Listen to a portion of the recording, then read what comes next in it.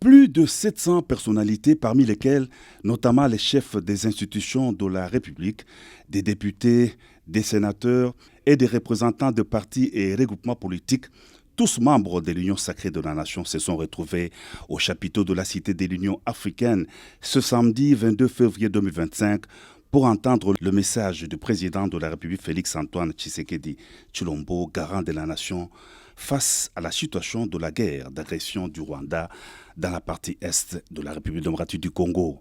Tout a commencé par la prière et une minute de silence en mémoire de toutes les victimes de la guerre d'agression dans l'est du pays, à laquelle le secrétaire permanent de l'Union sacrée de la nation, André Mbata, a convié l'assistance.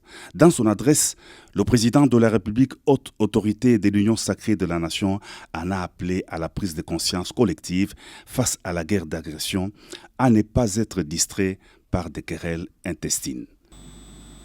L'ennemi est debout, l'ennemi est actif. L'ennemi, ce n'est pas seulement celui que vous voyez. D'ailleurs, ce que vous voyez n'est que de l'agitation.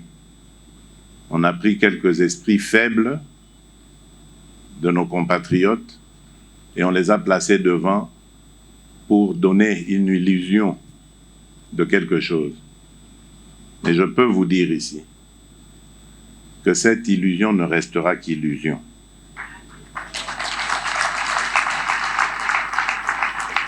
Elle ne se transformera pas en réalité.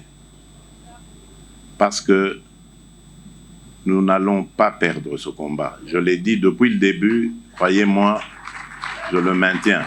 Le président de la République a lancé un vibrant appel à l'unité nationale. Nous appartenons tous à notre pays, la République démocratique du Congo, a dit le chef de l'État. Et de poursuivre, la RDC mène le combat sur plusieurs fronts diplomatiques, militaires et politiques. Sur le plan diplomatique, la RDC enregistre des victoires.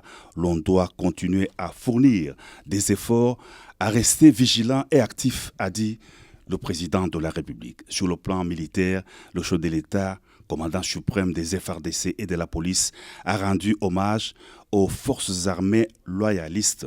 Il a réitéré sa détermination de monter une armée d'élite et d'assurer la prise en charge des hommes des troupes.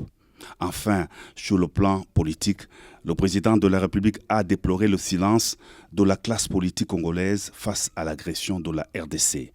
Parlant du dialogue, le président de la République a indiqué qu'il a toujours tendu la main pour un dialogue constructif, un dialogue de responsables permettant le développement de la RDC, mais pas un dialogue avec des pantins.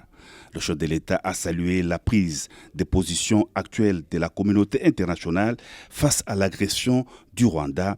Il a aussi vivement condamné les attaques des ambassades lors des manifestations de la population.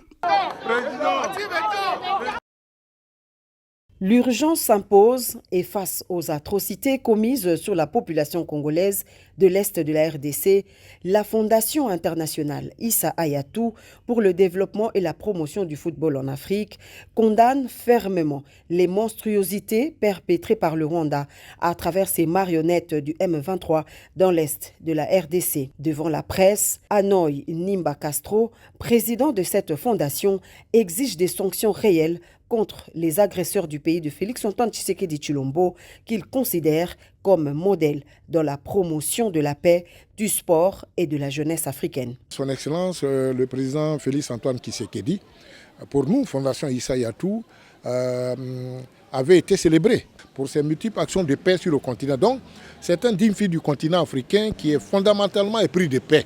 Alors nous n'avons pas supporté qu'il soit agressé de la sorte, que son pays soit agressé de la sorte. Il était important pour nous de donner de la voix, condamner fermement le Rwanda, cet État voyou encore que je le précise, et les terroristes du M23. Nous ne pouvons pas travailler pour la paix en Afrique par le sport et puis aider au développement du football des jeunes et puis regarder une telle situation sans réagir. Des démarches ont été menées en amont pour exiger le retrait pur et simple du Rwanda de toutes les compétitions internationales.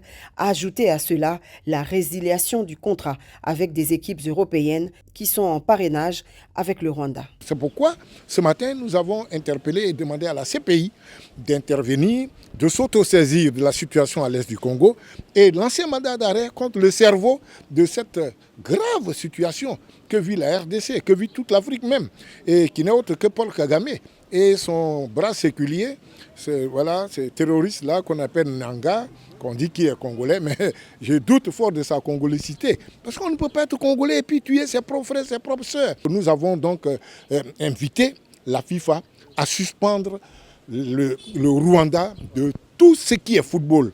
La Fondation internationale Issa Hayatou, du nom de l'ancien président de la CAF, Confédération africaine de football, se définit comme une organisation sans but lucratif visant à aider les jeunes en Afrique à s'épanouir par la pratique du football en leur apportant le soutien matériel dont ils ont besoin.